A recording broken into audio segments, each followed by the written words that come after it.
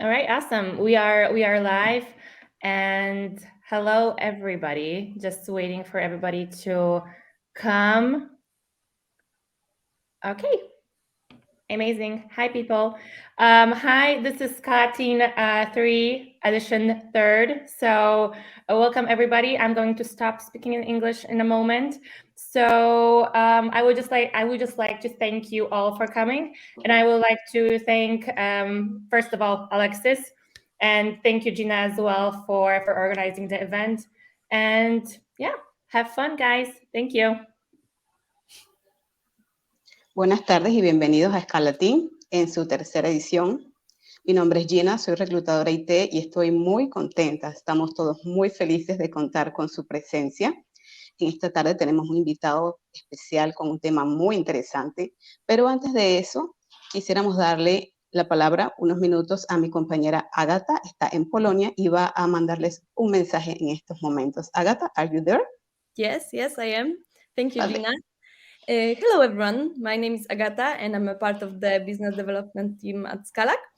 Due to the fact that most of you are Scala lovers, I would like to briefly mention that at Scalac we provide different kinds of support in projects based on Scala, Java, and many other technologies. So, if you need more high qualified Scala specialists in your team or some help in your projects, feel free to contact me through the email. And I've sent my email address on the chat.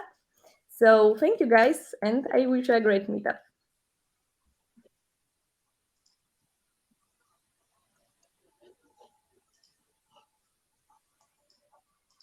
Okay, thank you very much. Muchas gracias, Agata. Ahora vamos a presentarle a nuestro orador invitado, Alexis Hernández. Alexis es ingeniero de software especializado en Scala, atrayendo desarrolladores al ecosistema de Scala, Scala.js. Alexis ha trabajado en empresas chicas y grandes, en roles de desarrollador, líder de equipo y arquitecto de software. También es contribuyente al ecosistema open source de Scala. Alexis es el fundador de la empresa denominada Wiring Bits, por medio de la cual apoya a las empresas a tener éxito con el lenguaje Scala y también ayuda a lo que son los juniors en este mismo lenguaje. Adelante, Alexis. Muchísimas gracias, Gina. Buenas tardes y buenas noches. Hola a todos. El tema que les traigo hoy es sobre crear aplicaciones web con Scala y con Scala.js. Mi nombre es Alexis Hernández y pues vamos a continuar.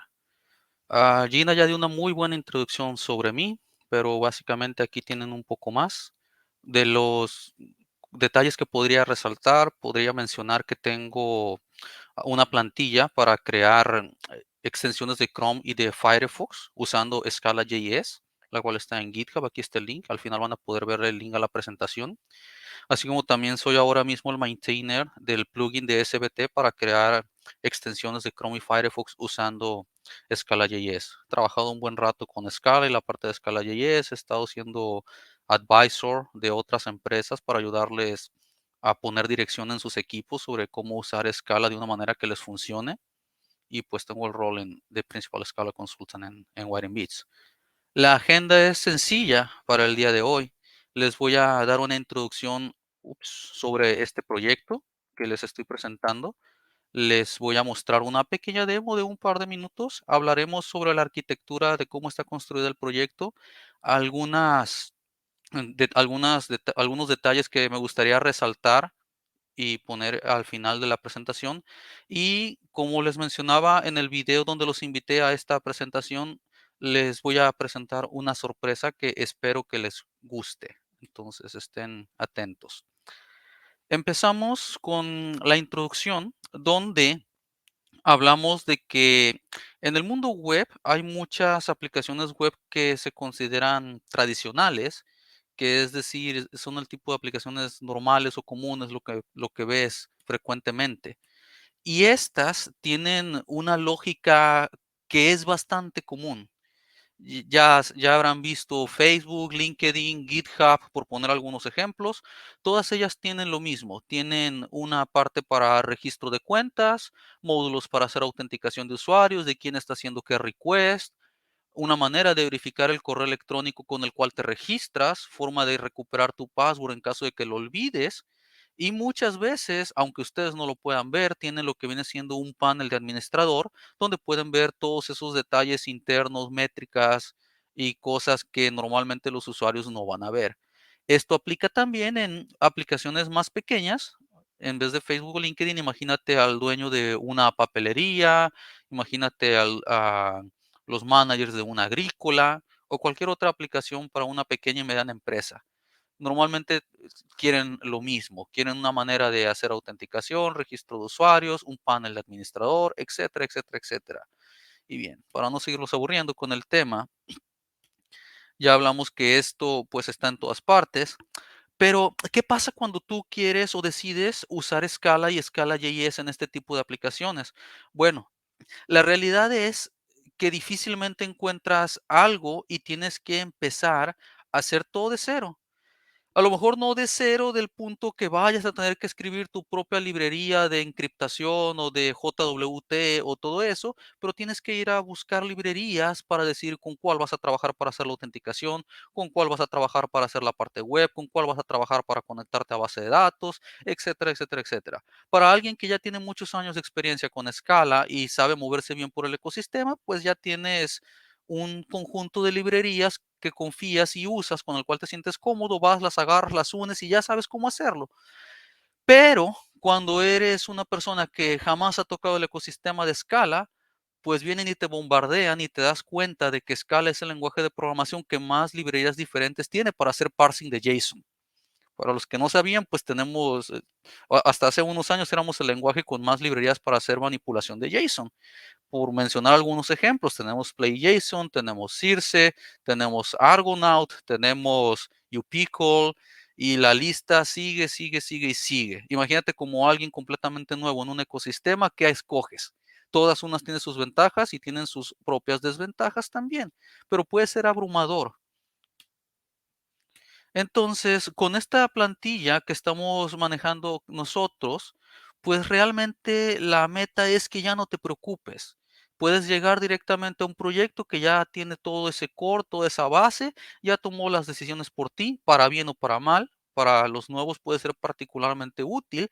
Y de hecho, tengo un caso que yo considero como un caso de éxito de un muchacho de acá de San Francisco que encontró este template What is Scala Web Application Template, lo encontró por Google porque le interesó Scala, pero no encontraba realmente cómo hacer su pet project, el cual estaba interesado en desarrollarlo para poder aprender todos los conceptos de cómo se hace una aplicación web en Scala.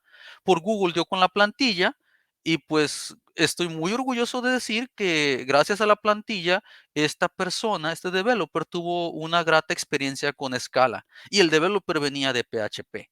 Entonces, ¿Scala tiene que ser difícil? Realmente no, no tiene que ser difícil. Ahora, quiero hacer una pausa de la presentación y les quiero mostrar una demo para que vean de qué es lo que estamos hablando.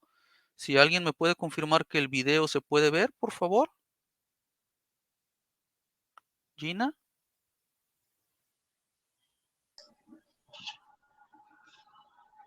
Sí se ve. Excelente. Gracias. Entonces, les muestro, por ejemplo, esta viene siendo la landing page.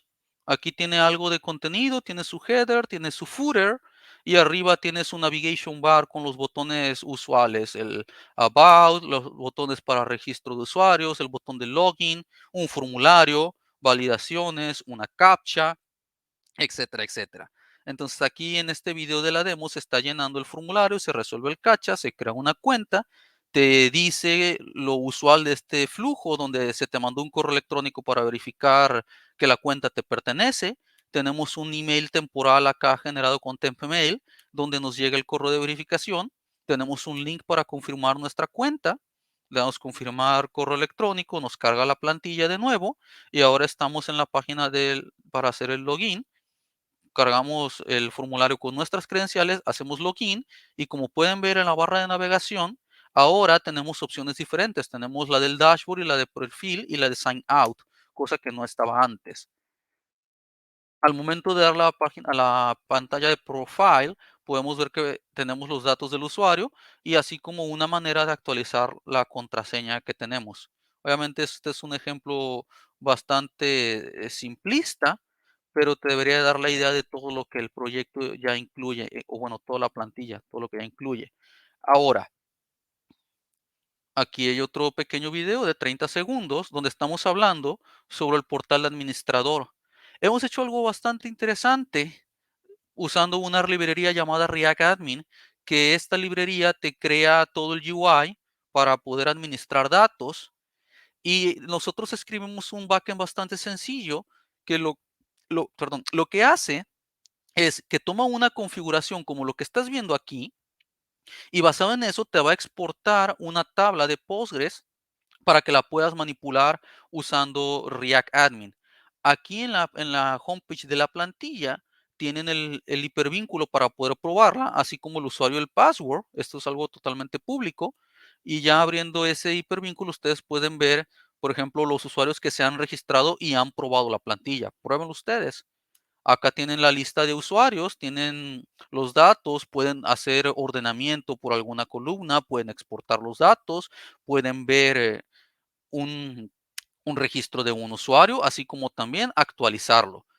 Y todo esto fue generado gracias a un par de líneas de código que eran para exportar los datos a partir de Postgres. Entonces, a nosotros nos ha servido muchísimo porque luego nos llega algún proyecto donde el cliente no tiene muchísimo presupuesto, pero necesita este tipo de plataforma para poder administrar sus datos o sus usuarios. Y pues ya con esto, con esta integración que tenemos con React Admin y con el template, pues es bastante sencillo para nosotros exportarle los datos que el cliente necesita, lo cual es un buen selling point.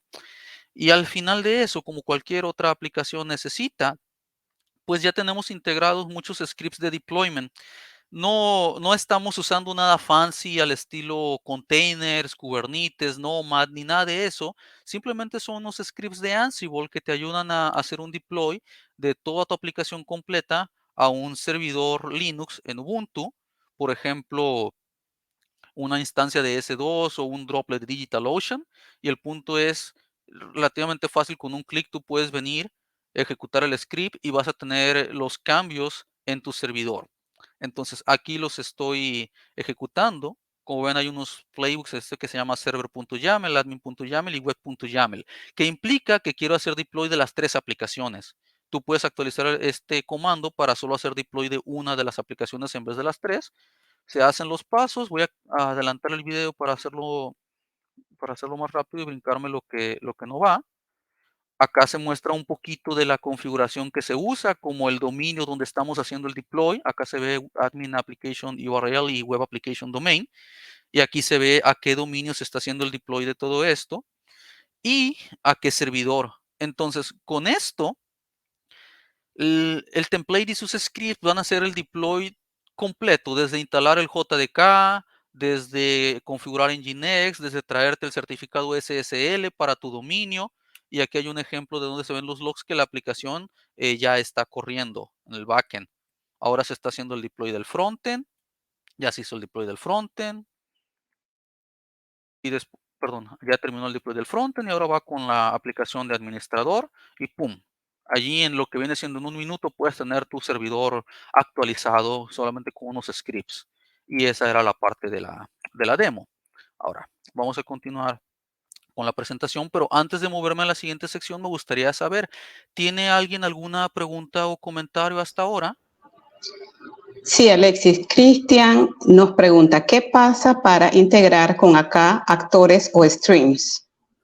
¿Qué pasa para integrar con AK Actores Extreme? Bueno, no se ha mencionado explícitamente en la presentación hasta ahora, pero la plantilla está escrita encima de Play Framework, lo que implica que tienes la dependencia de AK y AK Streams ahí directamente. Y de hecho, hay un módulo que lo voy a platicar un poquito hasta el final. Hay un módulo de esta plantilla que funciona muy bien y eso es gracias a la integración que tiene con AK Streams. No sé si eso responde a tu pregunta. Y luego está la otra posible pregunta incómoda que me podrías estar haciendo relacionada a AK y AK Streams con el cambio de licencia que metió Lightben hace poco. La realidad es que la versión de AK Streams que tenemos hasta ahora con Play 2.8 funciona bastante bien, no está afectada por el cambio de licencia que hizo Lightben. De hecho, Livent mencionó que les otorgará una licencia de ACA a el proyecto de Play Framework, pero igual ahorita mismo se está cocinando también la alternativa open source de ACA que se llama Peco.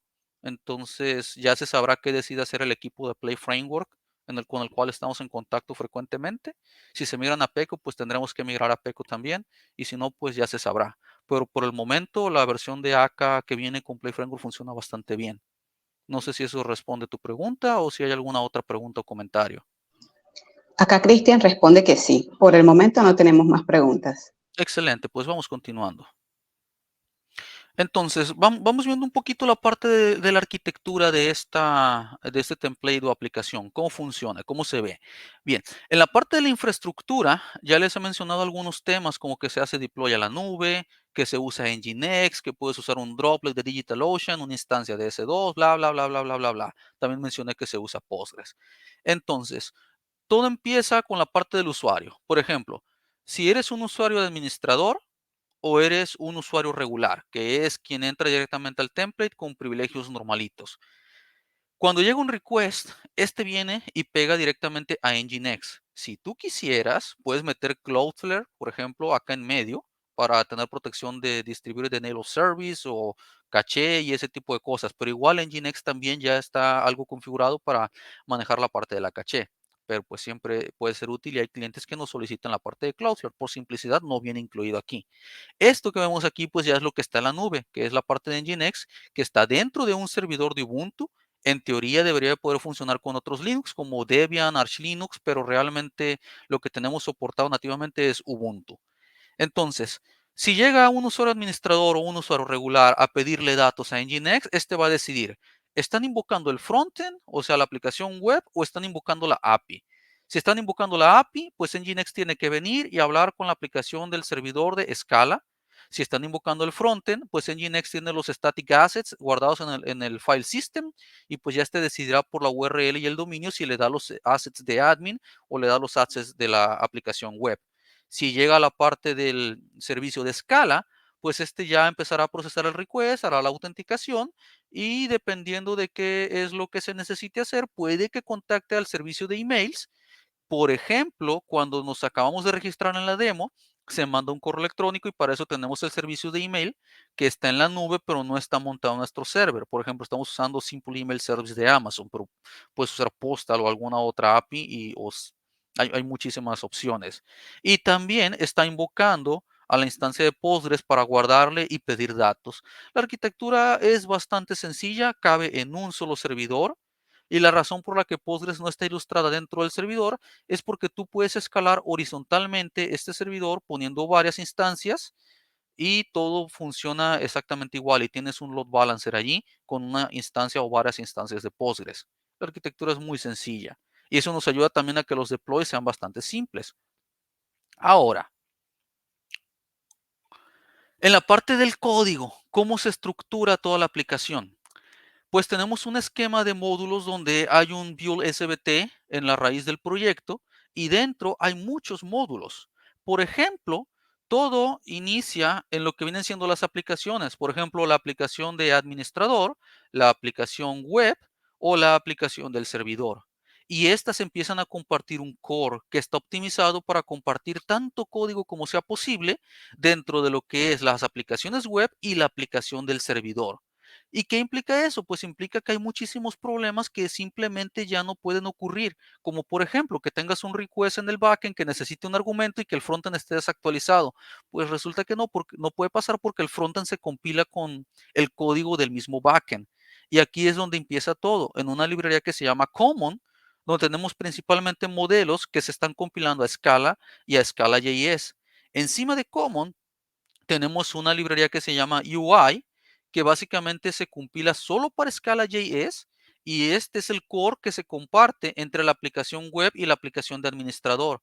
Imagínate que tienes una vista del perfil del usuario. ¿Para qué vas a hacer la vista dos veces? Uno por aplicación cuando lo puedes poner en este módulo y ya, simplemente lo reusas. Si lo actualizas, se actualiza en ambas partes. Y es algo bastante práctico y que te ahorra una cantidad de tiempo sorprendente. Ahora, también tenemos la librería que se llama API. la cual viene siendo consumida desde la aplicación del server, así como también de la aplicación web y la aplicación de administrador. La librería de API básicamente es el cliente REST y las definiciones de modelos que están compilados para Scala y para Scala.js. Entonces, si yo tengo un create user request, ese va a pertenecer a la librería de API y va a estar compilado para ambas plataformas, Scala y Scala.js. Tiene otras ventajas también, lo cual lo vamos a ver en las siguientes diapositivas. Y pues luego ya tenemos las aplicaciones, las cuales dependen de estos módulos. No voy a entrar mucho en detalle, lo podemos tocar más adelante si es necesario. Ahora, ¿cómo está la arquitectura de la parte del código que está en el servidor? Bueno, no sé si hay un nombre explícito para este tipo de arquitectura o patrones, pero yo digo que es una mezcla entre Domain Driven Design con Hexagonal Architecture, Onion Architecture, etcétera. No voy a entrar en detalles exactamente del por qué, pero la idea en general es, tienes una capita como la capa Controllers, que puede ver a las capas que están debajo de ella o dentro de ella, y las capas que están debajo no pueden ver a las de arriba, lo cual nos ayuda a hacer una separación de los modelos que viene siendo parte de lo que es el Domain Driven Design. Y también tenemos unas capas paralelas como lo que es el repositorio y el external APIs, las cuales no conviven entre ellas. Entonces, entrando un poquito más en detalles, ¿qué pasa con la capa de controllers? Bueno, pues la capa de controllers es una capa que está involucrada con el protocolo HTTP, pero en este caso, si tú quisieras venir y agregar una capa de RPC, pues aquí sería crear una capita paralela a la de controllers. Entonces, si tú quieres venir y reemplazar Play Framework por algo más como HTTP4S, AKHTTP o cualquier cosa que te guste, en teoría solo deberías necesitar reemplazar la capa de controllers porque todo lo demás está desacoplado del framework, lo cual es bastante práctico.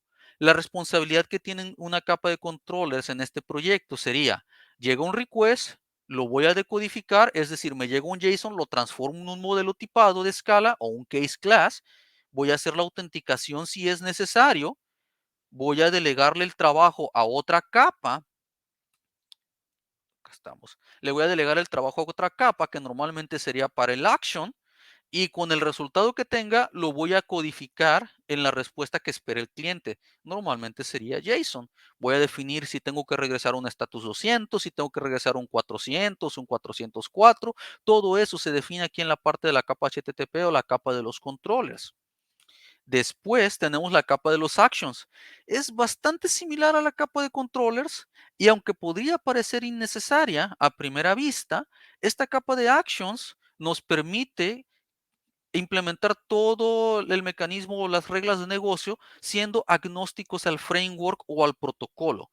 Entonces, si tú metes una capita de RPC, esa se va a comunicar con los actions y ya no tienes que venir y reescribir todo tu código. Entonces, la capa de actions no tiene idea si estamos hablando de HTTP o estamos hablando de RPC o cualquier otro, o SOAP o cualquier otro protocolo. Es la parte interna. Tiene un action, tiene una responsabilidad. Es decir, tenemos una clase por un endpoint, hablando de HTTP. Por ejemplo, create user es un solo action. Ahora, una acción no puede depender de otra acción para simplificar la parte de la arquitectura. Cuando se necesita algo así, invocamos lo que viene siendo un service. Ahora, ya sabemos que el controller hace autenticación. ¿Qué significa? Quien está invocando el endpoint tiene permiso de invocarlo o tiene un usuario si se necesita, no, pues que sí. Entonces llegamos al action y el action ya va a decir, oye, quien está invocando este endpoint realmente tiene permisos para hacer la operación que se quiere hacer. Por ejemplo, si yo soy un usuario del template, no tengo por qué tener acceso a ver otros usuarios registrados o a borrar o editar algún otro usuario que no sea el mío. Entonces, ese tipo de autorización ya se checa aquí, no en la capa del controller, porque luego se vuelve compleja. Ahora, también se corren algunas validaciones más complejas, más que los simples datos de formato, como por ejemplo verificar que el email, el email que se quiere registrar esté disponible, se checa más acá en la capa de action y empieza a combinar el resultado usando el trabajo de la parte de servicios, repositorios, external APIs o en otras palabras, las capas que están dentro o debajo de los actions. Ahora, Luego tenemos la capita de los servicios, la cual tiene la misma propiedad que las anteriores. Esta capa de servicios no tiene idea de lo que es un action y menos de lo que es un controller o si estamos usando protocolo HTTP, RPC, etcétera. Y su trabajo es abstraer la lógica para que los actions no se compliquen y vamos a combinar operaciones ya sea de repositorios o de las external APIs o de cualquier otra capa paralela que pueda surgir. Entonces, las reglas de negocio complejas normalmente van a ir aquí. Tenemos la capa de los external APIs, donde ya los voy a tener un poco enfadados, pero tiene la misma regla que las capas anteriores. No sabe nada de los actions o de los services y menos de los controllers.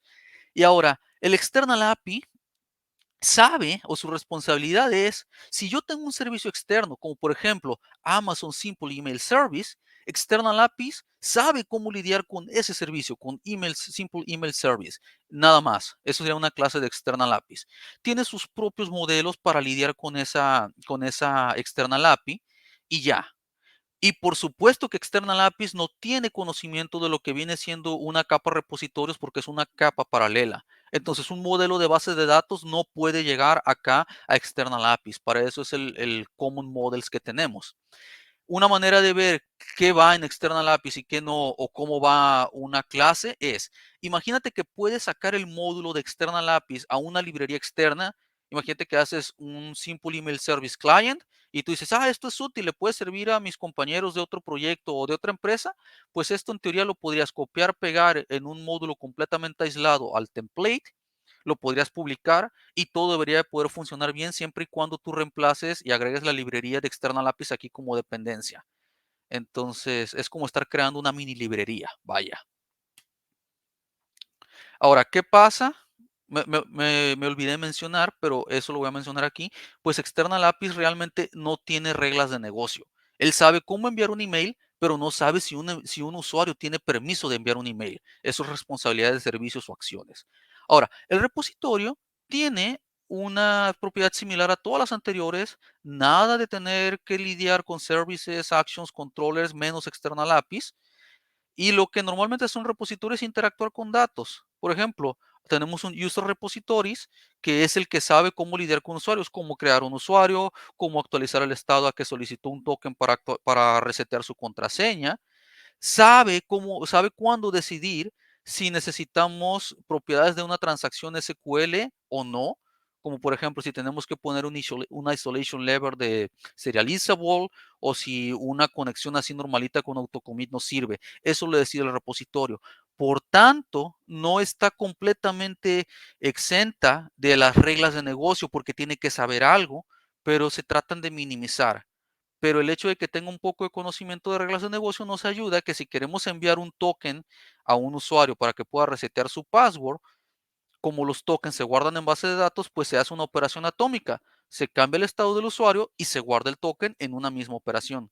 Básicamente estamos dando la propiedad o la restricción de que no haya reglas de negocio a cambio de poder tener operaciones atómicas en la capa de datos y tener mejor consistencia. Dentro de la capa de datos tenemos lo que conocemos como Data Access Object o un DAO y sus propios modelitos, donde un modelito básicamente es, imagínate que tienes una tabla SQL, pues vas y creas tu modelo. Tienes la tabla user, pues creas tu modelo user como un case class. El DAO es el que sabe cómo hacer un insert en la tabla de user, cómo hacer un find y cómo hacer un update y un delete. Eso es lo que hace la capa de DAO. Y el repositorio solo combina el trabajo que viene de la capa de DAO. El DAO en este caso ya no sabe nada de si tienes una transacción con el isolation level serializable o no. Eso le toca al repository. Y como todas las otras capas, pues no sabe ni de repositorios, ni de services, ni de actions, y menos de controllers. Esto solamente sabe cómo interactuar con la capa de datos. Igualmente que External APIs, esto puede ser un módulo aislado de tu librería, de tu aplicación, y podría funcionarte si tú quisieras cambiar de Anorm por algo como Dubi. En teoría solo tendrías que cambiar la capa de repositorios y no tener que tocar ninguna otra capa de la aplicación. Ahora, esta capa de DAOs sabe cómo mapear lo que viene siendo un result set, el resultado de un query, a un case class, así como también sabe transformar un case class a los parámetros para poder hacer un insert o para poder hacer un update. Antes de llegar aquí, Gina, ¿tenemos alguna pregunta o comentario? Sí, tenemos dos preguntas. Adelante. Ok, primero Cristian pregunta, Me ¿hay caes bien, algún demo Cristian, en sí. GitHub o similar? Sí, tenemos una demo en GitHub. Los videos que yo les mostré hace unos minutos son completamente públicos y están ligados en la página del repositorio con su documentación, lo cual se los voy a compartir un poquito más adelante. Aunque seguramente si lo buscas en Google te va a salir el resultado del Wirenbase Scala Web Application Template. Pero sí, ahí tenemos todo. Tenemos el repositorio, su documentación, links a los videos y las páginas que les mostré en la demo están live. Puedes ir, registrarte, jugar con el perfil, tratar de romperla y mandarme un bug report en caso de que encuentres algo que se pueda romper. Puedes jugar con el portal de administrador y tratar de ir a actualizar a algún usuario que no deberías de tener permisos. Puedes ir a jugar con eso. Es algo completamente abierto para todos. Tiene algunas restricciones por el mismo caso de que es público y en teoría no deberían de poder meterse con los datos de otros usuarios. Pueden verlo, pero no pueden actualizarlo y tampoco pueden ver sus datos como correo electrónico. Pero adelante. ¿Alguna Ok, otra pregunta? Giancarlos también pregunta, ¿en qué parte de esa server architecture están los ports? ¿Los qué? ¿Puertos? Ports, sí, ports. Ujú. Por puerto es difícil entender si por puertos te refieres a algún concepto de arquitectura como lo hexagonal architecture o si te estás refiriendo al puerto donde corre la aplicación. A ver si nos aclara la consulta, Giancarlos. Se va a enojar porque le contesté con otra pregunta. Para eso estamos acá.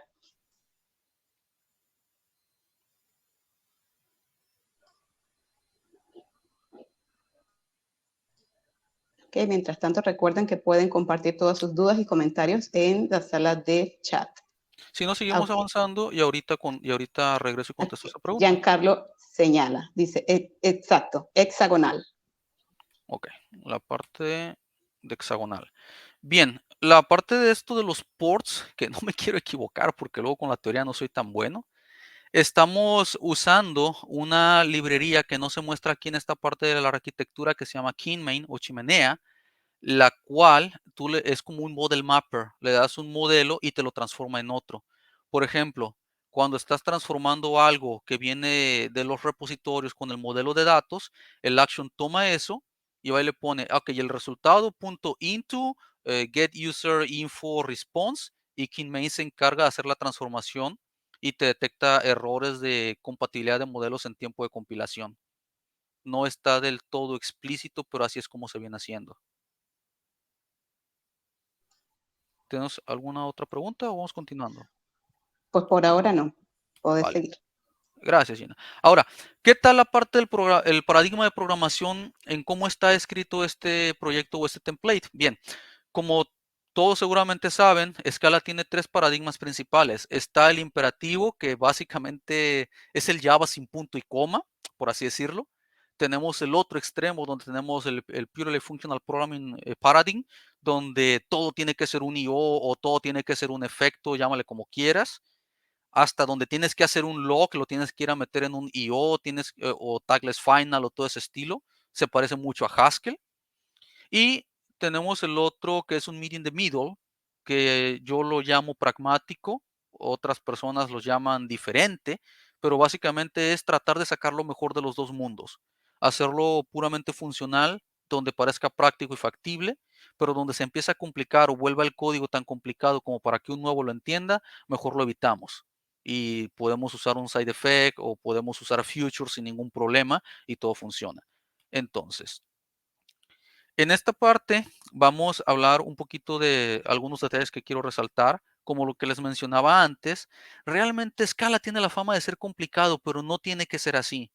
Mucho es por la variedad tan grande que hay en el ecosistema, tantas librerías que tenemos CIO, antes teníamos Scala C, tenemos Cats Effect y Future de Twitter, Future de Aka, que es el Future estándar ahora. Tenemos tantas cosas.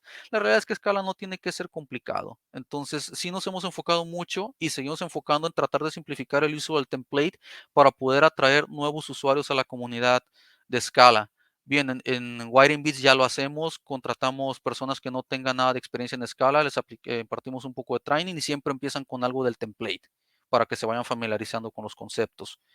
Y como les mencionaba antes, pues tengo ahí mi caso que considero mi caso de éxito, donde tengo un developer de PHP contento usando el template. Llegó por sí solo y para mí eso es algo deberíamos estar haciendo bien si logramos atraer a alguien de PHP. Esperemos que en algún momento podamos traer más personas. También ya hemos traído personas que eran puramente developers del ecosistema de JavaScript y aquí es donde Scala.js brilla por la facilidad que nos da para hacer onboarding a personas que ya conocen el ecosistema de JavaScript. Aquí en la presentación incluso hay ligado una presentación que di hace poco relacionada a eso, cómo hacemos onboarding a developers que vienen del ecosistema de JavaScript usando Scala.js.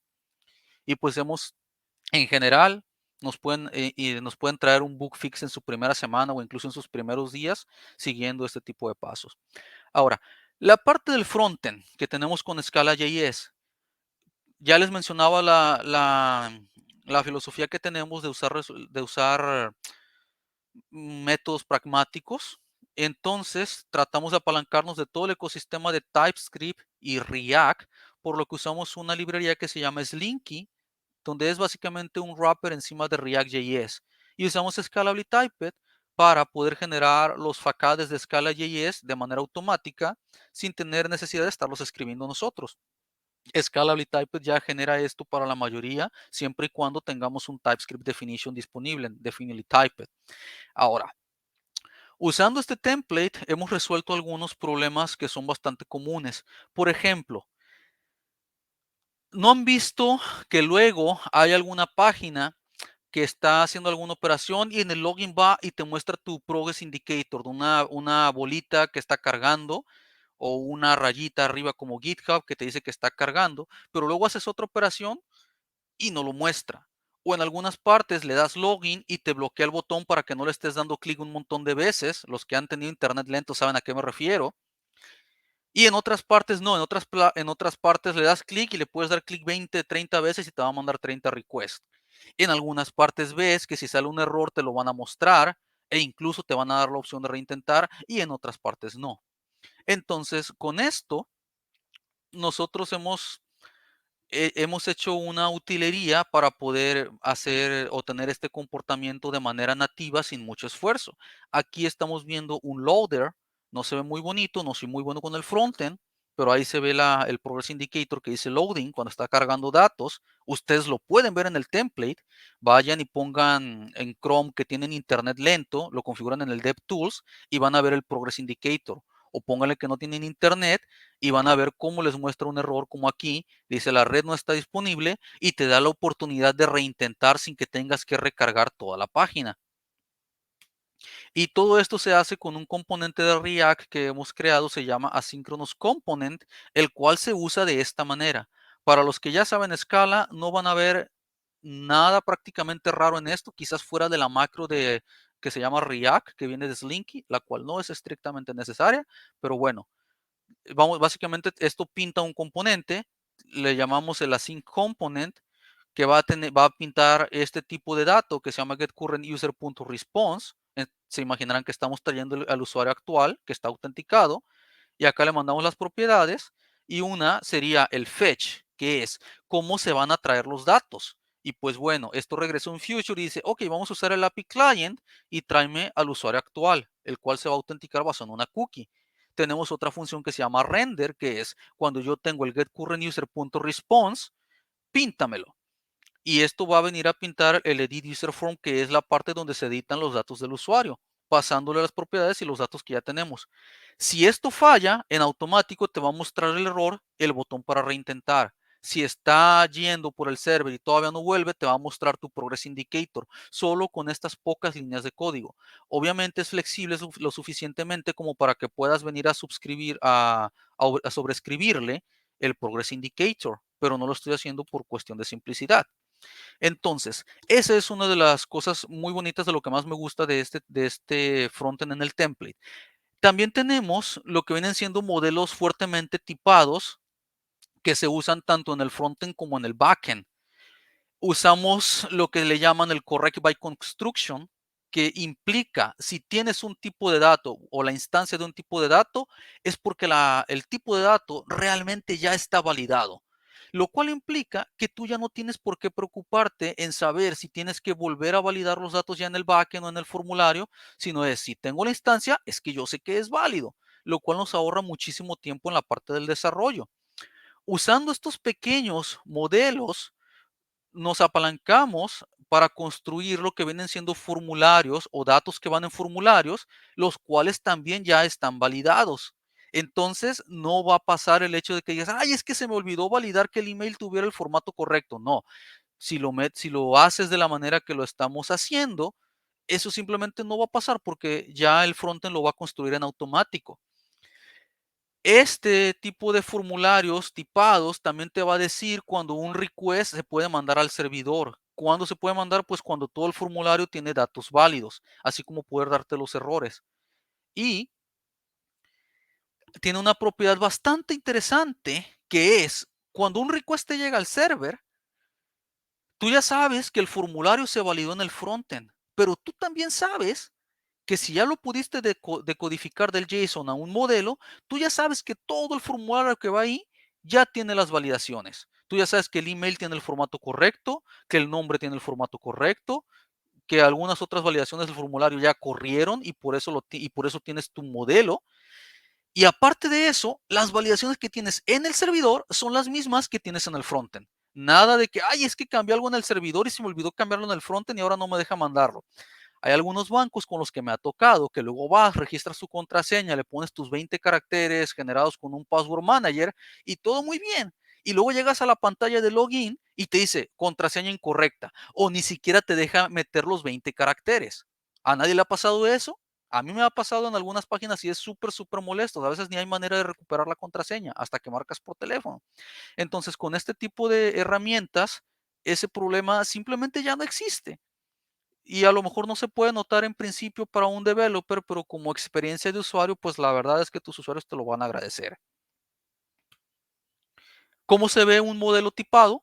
Aquí tenemos el ejemplo de un email que tiene un constructor privado. No es un case class porque los case classes se pueden mutar con el método copy y algunas otras maneras. Se podría hacer, pero ¿quién quiere ver un syllab abstract class email y quién sabe cuántas otras cosas? Se ve medio raro.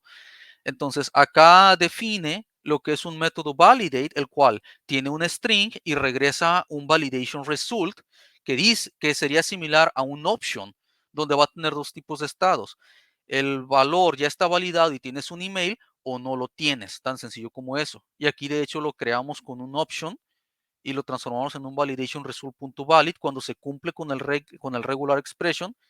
Ya sé que el regular expression tiene sus problemas, pero no es la meta de la presentación. Y si no, puedes mostrar un mensaje diciendo que el email está inválido y regresas un resultado de tipo inválido. Y tenemos nuestro backdoor que no podría faltar. Personas con experiencia desarrollando se habrán dado cuenta que esto suena muy bonito en la práctica, perdón, suena muy bonito en teoría, hasta que llegas y la base de datos tienes algo que no cumple con este formato. Y para eso tenemos nuestro backdoor.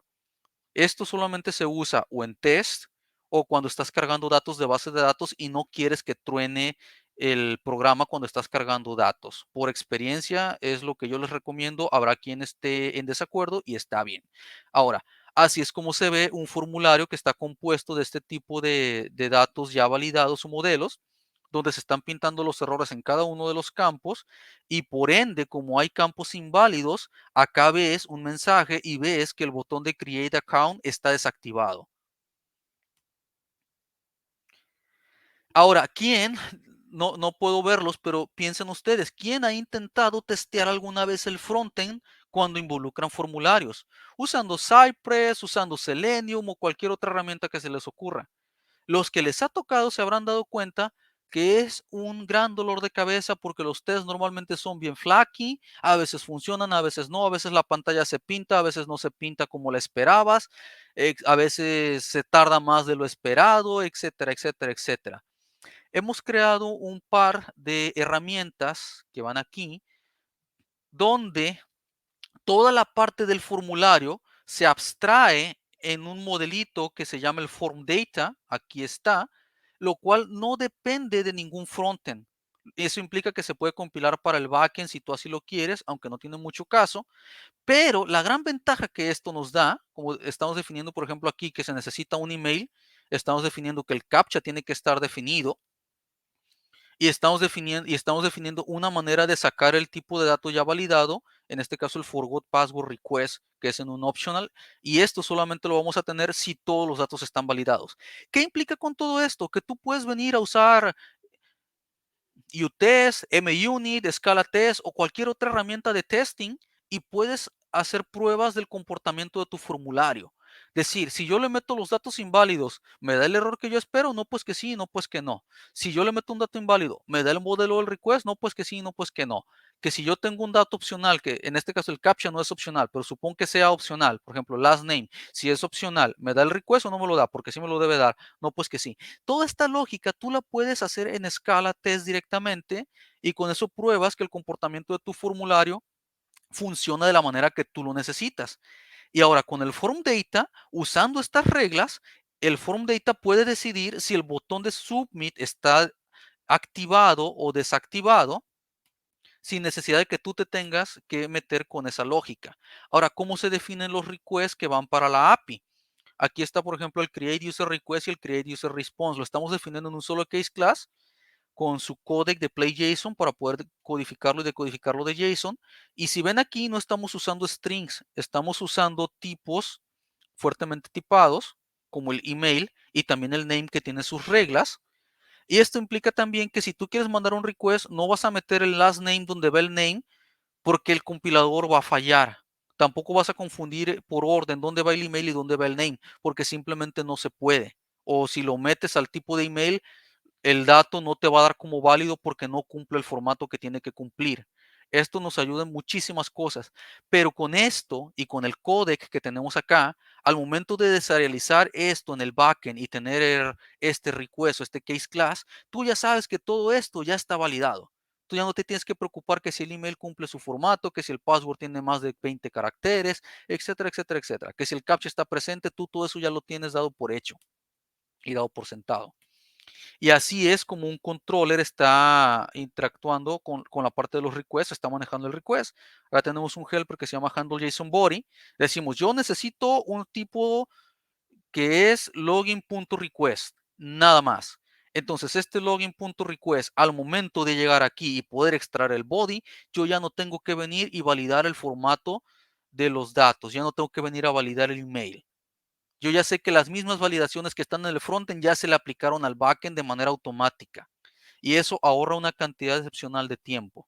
Acá yo les muestro lo otro, pues este es el decode de lo que dice la arquitectura, un log para saber qué está pasando, se delega la responsabilidad de lo que se tiene que hacer a una acción. Acá tengo el login action, tiene un método apply para poder invocarle para que solo sea un método lo que tienes ahí. Y al final, ya con el response, pues ¿qué hago? Yo decido que eso va a ser un OK o va a ser un created con la respuesta decodificada JSON. Y aquí yo ya estoy decidiendo, es protocolo HTTP, déjame le meto un cookie a la sesión con el ID del usuario para poder autenticarlo después.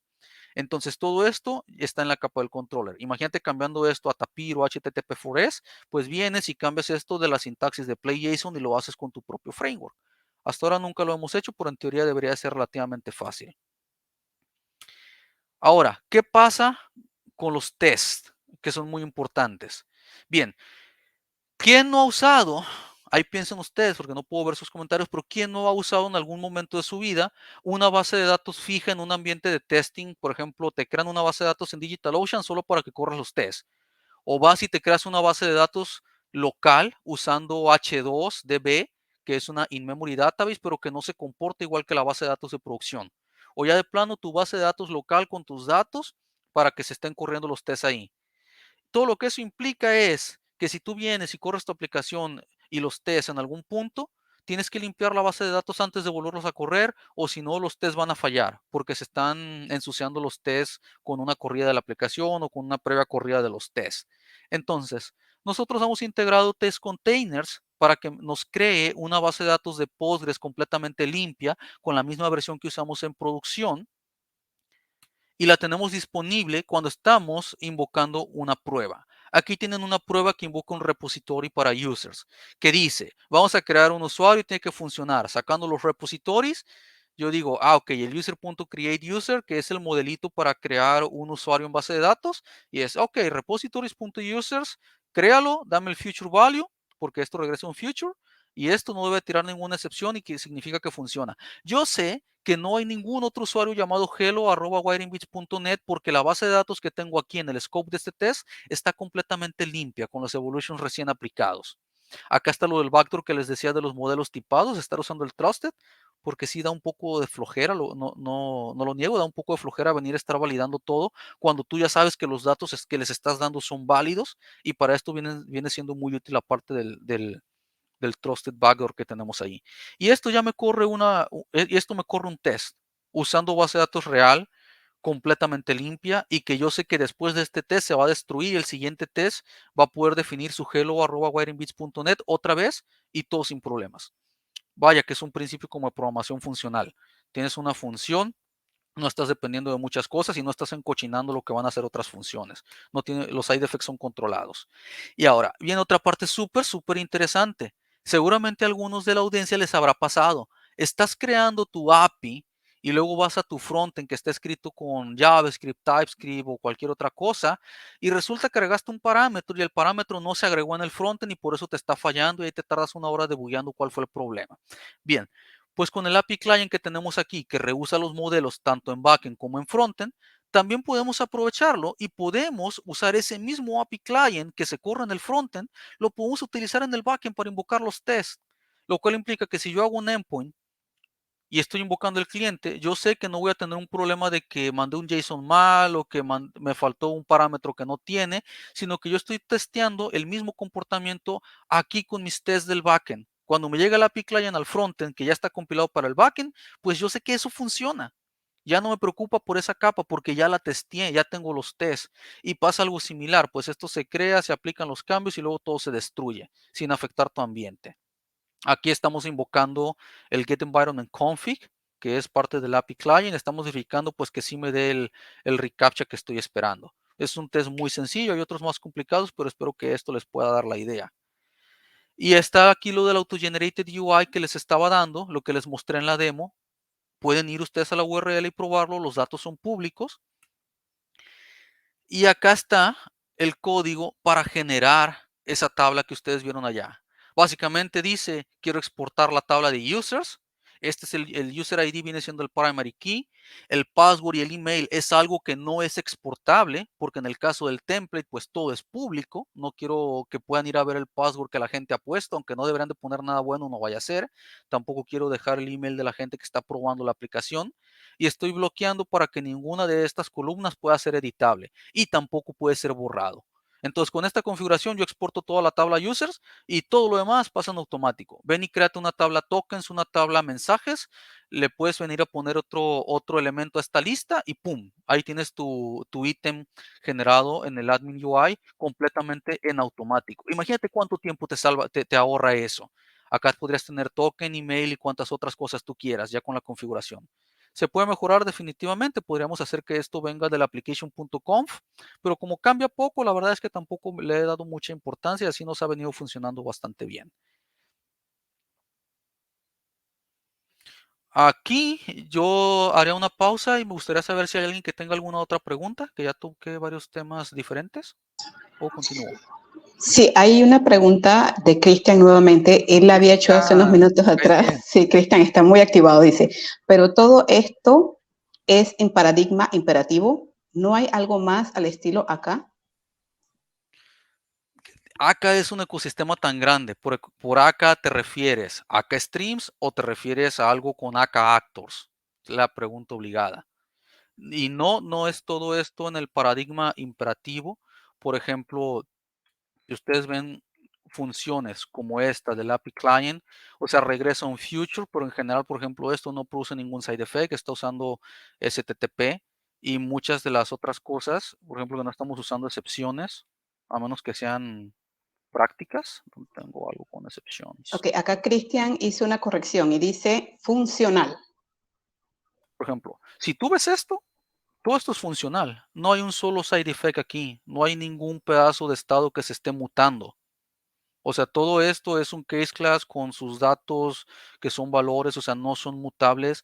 Ninguno de estos campos son mutables. No tengo el otro ejemplo. Acá tienes un ejemplo que sería algo más parecido a un option y todo esto es inmutable, no hay excepciones ni por aquí ni por acá. O sea, toda esta parte viene siendo funcional. Mucha de la parte de lo que se viene haciendo en repositorio se podría considerar funcional, a menos que seas purista y si no tiene un IO no es funcional, pero no se están causando side effects fuera de lo que va ahí y los side effects normalmente se mandan hasta lo que viene siendo un boundary.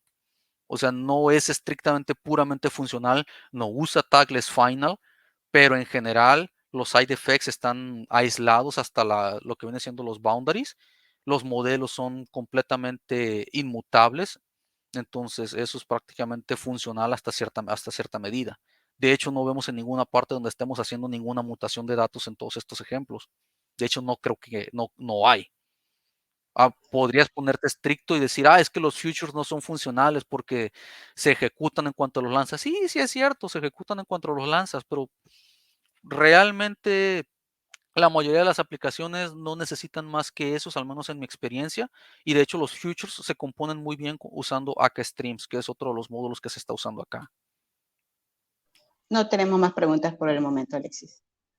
Y así, Cristian, haces que me entretenga con la presentación. Lo mismo en la parte del frontend, incluso si ves un formulario, la mayoría se trata de manejar el paradigma funcional, pero quedándote en lo práctico. No estamos yéndonos donde un log tiene que estar metido en un future o en un IO. No llegamos a eso.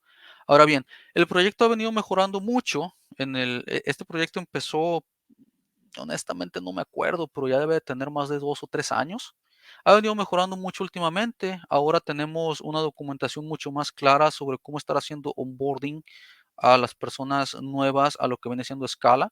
Por ejemplo, acá está la página del proyecto y acá ven algo de la documentación. Tiene muchas cosas, desde cómo configurar el ambiente para trabajar con Scala y Scala.js, asumiendo que nunca has trabajado con esto. Desde cómo instalas el JDK, cómo se instala SDKman, que viene siendo útil para manejar diferentes versiones de Java, cómo instalas Postgres, cómo instalas en este Dir Environment para hacer la configuración, para definir la configuración de tu proyecto en local, dependencias de testing, cómo instalar Docker y todo eso. Y eso también está, por ejemplo, en videos, que son estos que están acá. Hay una playlist donde yo aproveché que había cambiado de computadora y en vez de configurarla toda así tan rápido como pudiera, vine y grabé todo el proceso de cómo configuré todo. Desde que me gusta usar C Shelf, entonces lo puse aquí. Cómo instalar el JDK, cómo puse Node y NVM, cómo se hace la primera compilación de la aplicación en Scala, Dir Environment, IntelliJ, Postgres, configurar la aplicación, instalar Docker, correr los tests. Acá está literalmente todo y es el material que yo le doy a los internos o a las personas nuevas que llegan a hacer trial con nosotros. ¿Qué más? En la parte de la documentación tiene otras cosas interesantes como lo de la arquitectura que vimos hace rato. Acá está documentado, un poquito más extenso que lo que se explica en la presentación. Tiene algo de la parte de los design choices, de por qué estamos haciendo algunas cosas que a lo mejor no parecen obvias, como naming conventions, el cómo manejamos Postgres, el por qué no usamos default parameters en algunas partes, el cómo se usa la integración que tenemos con Swagger. Ahora que recuerdo, se me olvidó mostrarles la integración que hay con Swagger, que ya existe también, pero ustedes lo pueden ver acá en la página principal, cómo se usa Swagger y todo eso. Acá en la parte del repositorio pueden ver todo, pueden ver las demos. Acá está la aplicación web, la aplicación de admin. Aquí está lo de Swagger que no lo vimos, pero en general aquí está todo sobre cómo se ve la parte de Swagger, cómo las puedes invocar, etcétera, etcétera, etcétera. ¿Y qué más? Bien.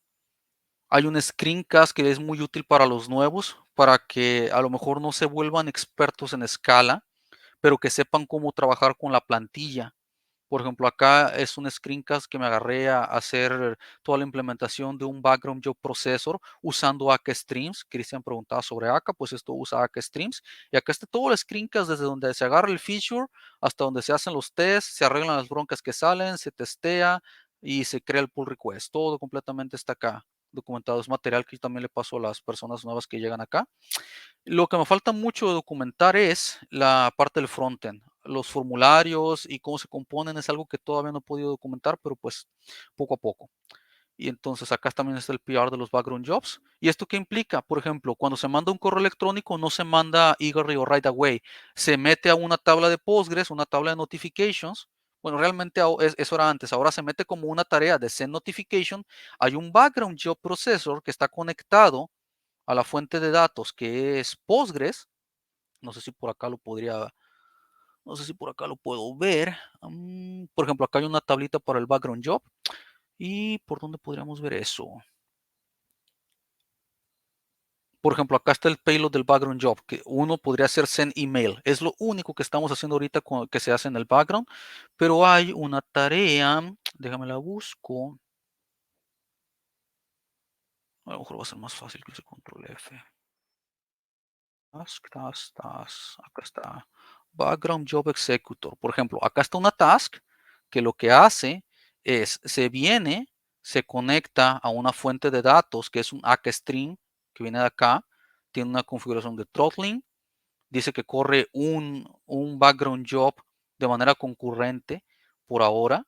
Y acá está el código que ejecuta la parte del background job. Si el background job falla por cualquier cosa, pues se vuelve a la cola, se agrega un delay, se reintenta después, pero esta fuente de AK Streams aquí está conectada todo el tiempo. Es algo bastante interesante, pero también me falta documentarlo. Y es bastante útil porque pues son background jobs transaccionales. Si fallan, quedan en la base de datos. O puedes hacer algo como que, sí, el usuario solicitó resetear su password. Muy bien. Agrega el background job en la misma transacción donde estás agregando el token. De esa manera garantizas que el token se va a mandar por correo electrónico eventualmente, al menos una vez, por las garantías de AK Streams. ¿Y qué más? Acá tenemos la URL para que lo puedan probar, lo cual ya se los mostré. Y pues ahora, toca lo bueno. Y les traigo una sorpresa, que es algo en lo que también hemos estado trabajando para mejorar el ecosistema de Scala. Tenemos una aplicación que se llama codepreview.io, la cual te deja que tengas un ambiente de pruebas en vivo cada que subes un pull request. Codepreview.io es completamente gratis para quien esté usando el template. Este template, hay unos pasos manuales que se tienen que hacer, pero lo que viene haciendo, por ejemplo, acá les tengo otra demo. Bueno, se me hace que esa demo no. Los voy a mostrar aquí, por ejemplo, en este commit se sube un cambio. El cambio viene y cambia algo del HTML, el homepage title, y Code Preview viene y te dice, muy bien, ¿quieres probarlo? Acá hay una demo disponible en este dominio. Y acá puedes ver Preview Demo, que fue lo que se agregó. Eso se creó de manera completamente automática usando la aplicación de Code Preview. Como les digo, es completamente gratuita para quien use el template o quien lo quiera probar. Acá estaba el video que les mencionaba, que básicamente es vienes, haces un push, commit, abres tu pull request, unos minutos después pasa el build y ¡pum! Acá está tu URL específica para este ambiente. Entonces, ¿qué más? Este Code Preview se encarga de todo, literalmente. Te va y te crea una base de datos de Postgres completamente nueva y limpia cada vez que haces el push para que tus compañeros puedan ir a ver tus cambios. Esa necesidad nació porque nos tocó usar Vercel en un proyecto y en Node.js pues tienen esto y nosotros dijimos, bueno, ¿y por qué no lo tenemos en Scala? Bueno, pues lo podemos hacer, pues lo hicimos y aquí está. Es una de las cosas que siento que hacen falta en el ecosistema, nos faltan más herramientas. Y pues esa sería la presentación que les traía hoy. Acá están algunos datos como los links de las páginas, contacto, link a la presentación y pues cualquier duda, si tienen ahorita o luego me pueden escribir y yo con todo gusto les contesto. Gracias, Alexis. Antes de irnos, tenemos 3 preguntitas más. Bien. Primero, Cristian se disculpa por ser un poco off topic y su pregunta creo que es esta. Dice, soy ignorante con respecto a Scala.js. En el mundo Blazor se soporta gRPC. ¿Es posible usar gRPC entre backend Scala y frontend Scala.js? Qué bueno que lo preguntas. De hecho sí. Y de hecho, no por presumir, pero al menos hasta hace algunos años, era mucho más agradable usar gRPC en la parte de Scala.js que usarlo con JavaScript o con TypeScript, porque los clientes que tenían en TypeScript y en JavaScript eran muy malos en aquel entonces. Es bien conocido que a Google como que no le importó tanto y nada más fue, hizo, funciona y ahí los dejó los clientes. Y el cliente de Scala PV para gRPC Web, porque en la web gRPC no existe, pero existe gRPC Web. Entonces con Scala.js, si tú usas Scala PV, funciona de maravilla. Son APIs súper bonitas, tienes streaming, tienes Unity Calls, tienes todo. Y la verdad, mi experiencia ha sido muy buena con Scala.js y gRPC Web, mucho mejor que con JavaScript y TypeScript, aunque ya tiene como más de un año que no tocó el ecosistema de gRPC, en su momento funcionaba súper bien. De hecho, a mi equipo le tocó hacer unas contribuciones a gRPC Web para Scala.js en su momento. Entonces, pruébalo, te va a sorprender. Ok, perfecto. Tenemos otra pregunta de Giancarlo. Dice, ¿necesitan desarrolladores para mejorar o agregar nuevos features? ¿Te refieres en el template? Bueno, Giancarlo, tienes que aclararnos acá la igual, pregunta. igual contesto. O sea, sí, sería bastante útil tener personas que quieran ayudarnos a mejorar este template. Tenemos por ahí un backlog, el cual normalmente lo que nosotros hacemos es, como tenemos clientes que luego nos piden aplicaciones web y luego nos dejan usar el template porque les ahorra tiempo, lo que normalmente hacemos es, esta es la parte pública, privado vamos desarrollando nuestros proyectos y cuando vemos algo que es útil, como el background job processor que vieron hace poco, cuando ven algo que es útil, pues hacemos el backport, es decir, del repo privado del cliente, sacamos el pedazo que es totalmente genérico, no tiene nada que ver con el cliente y venimos y lo metemos acá. Tenemos acá algunas otras ideas, por ejemplo, de detalles que nos gustaría mejorar. Acá tiene un backlog, hay unos que son good first issue, que son bastante sencillos. Puedes venir, puedes probarlo, experimenta, a ver si te gusta. Y cualquier duda, igual puedes abrir tú un ticket y con todo gusto personalmente te puedo ayudar en cualquier detalle necesario de la parte de la orientación. Que de hecho, el muchacho este que llegó desde PHP, estoy muy contento y emocionado porque llegó y vio que le faltaba algo a la parte del portal administrador, que solo soportaba llaves primarias como UUID y él quería usar serials. Entonces vio y se animó y contribuyó el fix para que el admin UI soportara serials. Bueno, todo el proceso que usamos de la generación de la API para el admin UI. Y él viniendo de PHP. O sea, yo realmente creo que la plantilla es bastante manejable para personas que vienen de otros lenguajes, no tienen muchísima experiencia con el ecosistema de Scala. Y pues bienvenido, agradeceríamos cualquier contribución. Bueno, ya saben. También tenemos otra pregunta de parte de Ubu. Dice, está muy interesante. ¿Tienen proyectos afiliados? ¿Qué sería un proyecto afiliado, perdón? Me imagino que está preguntando referente a Whiting Bits, entiendo. No sé si Ubu puede aclarar referente a los proyectos afiliados. Por otro lado, Alexis, antes de que sigas, los chicos están pidiendo ver si puedes compartir la presentación porque dicen que está muy Acá está, interesante. scalatin2023.wiringbits.net. ¿Dónde puedo ponerla? ¿Hay manera de poner algo en público? No sé. Sí. No sé usar StreamYard. Ok, vamos a tratar de verificar cómo podemos entonces compartir la presentación que Alexis nos envía con los participantes que lo están solicitando. Bueno, Ubu no hizo ningún otro comentario adicional Scalatin. acerca de los proyectos afiliados. De proyectos afiliados, por ejemplo, lo que yo te puedo mencionar ahí tratando de adivinar lo que quieres decir, pues tenemos proyectos internos en Wiring Bits que usan el template, que es lo que les mencionaba yo. Por ejemplo, la parte interna de este codepreview.io, hay una UI que es para que puedas ir a configurar tus variables de entorno, de cómo va a correr, cómo está corriendo, con qué variables va a correr tu aplicación en tu pull request o con qué o cuál es el histórico de los ambientes que tienes activos, su URL y todo eso. Y todo ese portal, pues obviamente está basado en el mismo template. Fuera de eso, tenemos otros clientes que han llegado y dicen, oye, es que yo quería hacer algo, pero no quería que lo empezaran de cero y todos con los que hablo quieren empezar de cero y hacer lo mismo. Vi tu template y pues me gustaría que lo hicieras así. Me gusta Scala porque sé que es robusto, tiene pocos bugs, entonces me puedes hacer algo y hemos hecho las aplicaciones haciéndole fork al template. creas la aplicación, vas en el template, la adaptas y pues ya tienes bastante tiempo ahorrado porque ya no tienes que hacer toda la autenticación, ya no tienes que hacer todo lo de los deployments.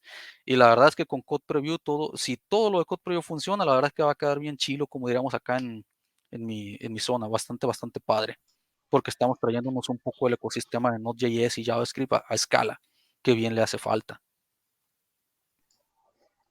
Ok, bueno, creo que no tenemos más preguntas. Agradecerte, Alexis, por todo este compartir de conocimiento y tus experiencias, incluso las herramientas que has facilitado a todos los participantes. Y por supuesto también agradecerle a todos ustedes, queridos participantes. Los esperamos entonces para la próxima sesión de Scala Team. Muchísimas gracias, Gina. Muchísimas gracias a todo el equipo de Scala y gracias por invitarme. Y gracias a toda la audiencia, especialmente Cristian, con todas tus preguntas muy interesantes. Hasta luego. Bye.